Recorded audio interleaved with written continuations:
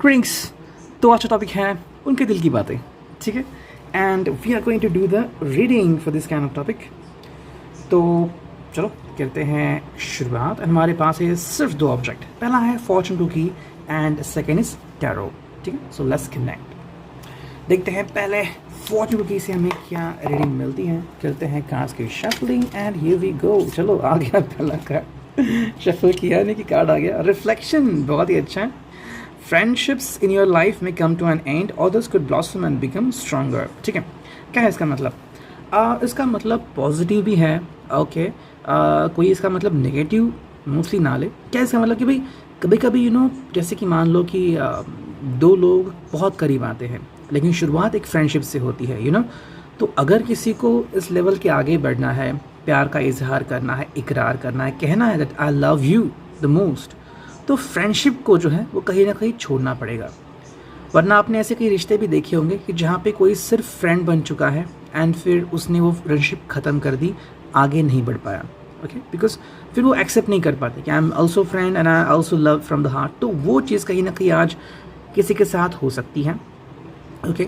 Second thing कि जब कोई ऐसा हादसा होता है कि भाई किसी की फ्रेंडशिप टूट गई या फिर कोई फ्रेंडशिप छूट गई, तो एक्चुअली लोगों को लगता है कि कोई पर्सन बिखर जाता है। अगर आप एक्चुअली में बिहेव करेंगे एंड बिलीव करेंगे तो ये आपको सही तरीके से बिहेव करने पर मजबूर करता है, कि भाई you need to reflect on your life. खुद की तरफ रिफ्लेक्ट करना है कि एक चीज़ गई तो दूसरी चीज़ भी आपकी तरफ ज़रूर आएगी। तो जो आपके लिए सही पर्सन होगा, जो आपके लिए एक सच्चा दोस्त होगा, वो आपको मिल सकता है, ओके। कई बार हम सुनते हैं कि कोई एक अच्छा दोस्त भी है, कोई एक अच्छा लवर भी है। क्या दोनों चीज़ें एक साथ हो सकती हैं? डिपेंड्स। कोई अगर इतना अंडरस्टैंडिंग है कि आप भी उनको अंडरस्टैंड करते हो तो होता है, लेकिन फ्रेंडशिप की जो व्याख्या है वो अलग होती है, जहाँ पे आप बिंदास रहते हो, जो मन में आए वो चीज़ शेयर करते हो। लेकिन लव में कई बार किसी का पास्ट आड़े आता है या फिर किसी को डर लगता है क्या करे क्या ना करे, तो ऐसे में फ्रेंडशिप अलग होती है और प्यार अलग होता है, ठीक है। तो ये था रिगार्डिंग द फॉर्चून कुकी।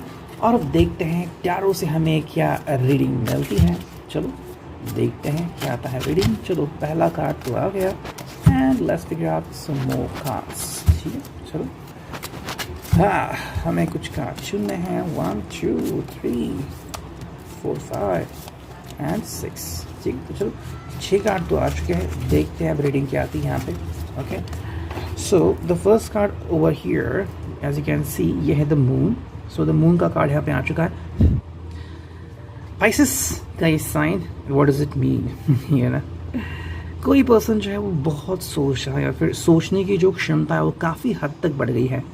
हमें ऐसे लोग मिलते हैं ना, या फिर हम भी ऐसा फील करते हैं कि काफ़ी डिप्रेशन फील कर रहे हैं या फिर रात को जाग रहे हैं, नींद नहीं आती, पता नहीं किसी ख्याल में रहते हैं एंड फिर समझ नहीं आता कि करे तो क्या करे इस चीज़ के बारे में, तो that is the thing which is happening over here. And यही बात हमें आप यहाँ पे समझनी है कि द मून का मतलब है कि समवेयर जो सोचने की क्षमता है या तो वो काफ़ी हद तक डिस्टर्ब हो चुकी है या तो कई गुना बढ़ चुकी है, तो ऐसे में इस पर्सन को कंट्रोल करना, इस पर्सन को समझाना, समझना, ये अगर आपके साथ हो रहा है तो क्यों हो रहा है, क्या उसकी वजह। फॉर एग्जांपल बहुत ही खूबसूरत यहाँ पे नज़ारा दिख रहा है कि person sitting over here on the moon and यहाँ पे हमें रिफ्लेक्शन दिख रहा है। तो reflection is about our mind.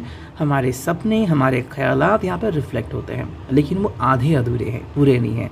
तो कई बार क्या होता है ना कि हम क्या सोच रहे हैं, क्यों सोच रहे हैं, उसके सही जवाब हमें नहीं मिलते, और वही बात हमें यहाँ पे देखने को मिल रही है। Second card is king of swords as you can see. वो king of swords, Gemini, Libra, Aquarius. कई बार इंटेलेक्चुअली चीज़ों को कंट्रोल करना भी सही होता है, लेकिन कितने लोग हैं जो इंटेलेक्चुअली किसी चीज़ को कंट्रोल कर पाते हैं या फिर जो अपनी बात है वो किसी को कह पाते हैं, राइट। तो ये पर्सन बस कह रहा है, चाह रहा है कि मे बी या आपके साथ भी हो सकता है कि जो दिल की बात है वो बताए या फिर बोलने की कोशिश करे। हालांकि जैसे कि हमने देखा कि कोई फ्रेंडशिप एंड हो सकती है, तो मे बी अगर किसी को लगता है कि किसी की जोड़ी बन नहीं सकती या फिर there is a bit problem about it, क्या होगा क्या नहीं होगा, तो ऐसे में शायद कोई दोस्त हर्ट भी हो सकता है, तो वो बात यहाँ पे कि या तो ये पर्सन किसी को बोल के हर्ट कर सकता है या फिर अगर ये तैयार नहीं है फ्रेंडशिप को अभी मूव ऑन करने के लिए, ये तो एक्सेप्ट करता है कि this is more than friendship, लेकिन कबूल करना या फिर एक्सेप्ट करना, रियलाइज़ करना, कम्युनिकेट करना एंड कमिट करना, ये चीज़ें थोड़ी सी अलग होती है। तो ऐसे में थोड़ी चीज़ें जो है वो वियर्ड या फिर अलग हो सकती है। नेक्स्ट कार्ड है 7 of wands, as you can C.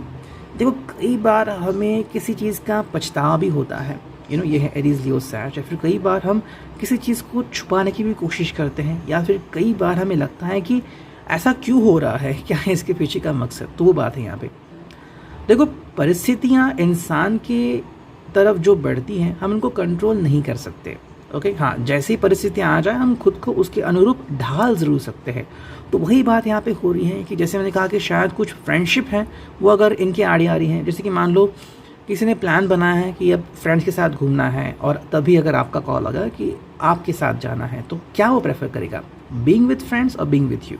Okay, ऐसे कई सारे वीडियोस आपको यूट्यूब पे मिलेंगे, प्रैंक वाले वीडियोस या फिर फनी वीडियोस की, जहाँ पे वो कुछ बोल के कैंसिल करता है meeting with the lover and अपने फ्रेंड्स के साथ बैठ के ड्रिंक करता है या फिर कहीं पे घूमता है। तो डिपेंड होता है कि कोई पर्सन क्या कहता है या फिर क्या चाहता है।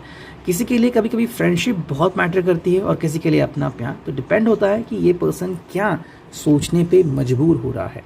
एस ऑफ वॉन्ड्स है, एरीज लियो सैज। तो देखो यहाँ पे जो है ये पर्सन शायद दिल को बहुत ही हल्के से ले रहा है। मे बी ये पर्सन नहीं चाहता कि आप उतना बर्डन लो जो कि आप लेने की कोशिश कर रहे हो। कई बार हम हद से ज़्यादा सोचते हैं एंड फिर खुद को ही तकलीफ पहुंचाते हैं। जैसे कि आपको पता है कि और साल लगे, जैसे कि मान लीजिए कोई कॉलेज लव है, तो कॉलेज होना 3 साल, फिर उसके बाद जॉब के लिए 2-3 साल लगना, तो ऐसे 5-6 साल तक जज्बात उमड़ के बाहर आते हैं। लेकिन you need to control them wisely. अगर आपने कंट्रोल नहीं किया और वो 10 ऑफ वॉन्ड्स तक चला गया तो क्या हो जाएगा, फिर तो बर्स्ट ही हो जाएगा ना बबल। तो इससे अच्छा कि शुरुआत ही ऐसे करें कि जहाँ पे यू आर इन कंट्रोल, कोई आपको कंट्रोल ना करे बल्कि आप खुद को ही कंट्रोल करें। नेक्स्ट कार्ड है वो है 9 ऑफ वॉन्ड्स। तो यहाँ पे पेशेंस दिखाई दे रहा है। देखो ये पर्सन में भी शायद आपको कुछ बताना चाहता है कि कई बार हमें थोड़ा सा वेट करना पड़ता है। हाँ, जो वो चाहते हैं उसके लिए हमें थोड़ा सा वेट कर सकते हैं या फिर थोड़ा ठहर सकते हैं। ये नहीं कह रहा कि ये कभी नहीं होगा या फिर कि भाई ये लॉन्ग वाला पीरियड, ऐसा नहीं है। लेकिन कभी कभी कि मान लो किसी की तबीयत सही नहीं है या फिर इनको लग रहा है कि अगर मैं आपसे कोई ऐसी बात करूं और अगर आप उसको सुनने के मूड में नहीं हो तो क्या हो जाएगा, एंड किसी के हिसाब से भाई सरप्राइज़ देना, अगर किसी का बर्थडे नज़दीक आ रहा है या फिर कोई एक ऐसी बहुत इंपॉर्टेंट बात है, जैसे कि मान लो इनको प्रमोशन मिलने वाला है, कोई चीज़ खरीदने वाले, तो उसके साथ अगर आपको सरप्राइज़ देंगे तो वो चीज़ काफ़ी बेहतर हो जाएगी। चलिए इस वजह से ये पर्सन आपको नहीं कह रहा है। एंड फिनाले कार्ड है नाइट ऑफ पेंटिकल्स। थोड़ा सा कैप्रिकॉर्न कि भाई सबूरी से ये पर्सन काम ले रहा है। इसके हिसाब से भाई I need to work slowly. ये नहीं कि भाई मन में आया और मैंने किया। ओके, जैसे कि आपको घर में कोई कीला ठोकना है तो आप जस्ट ड्रिल करते हैं, लेकिन कहाँ पे आपको कोई फ्रेम लगानी है या फिर कोई चीज़ फिट करनी है, so you need to think wisely. उसी तरीके से इनके ज़िंदगी में जो सभी चीज़ें हैं, फिर जो सभी लोग हैं, इनके दोस्त हो गए, इनकी फैमिली हो गई, and the new addition is you. Okay, पहले आप और ये बस बोलते थे, अब अगर आज कमिटेड हो गए हो तो फिर आपकी एक स्पेशल जगह हो गई है। तो इसी के लिए इनका थोड़ा सा समय देना मुनासिब होगा। रीडिंग आप it will resonate. Thank you.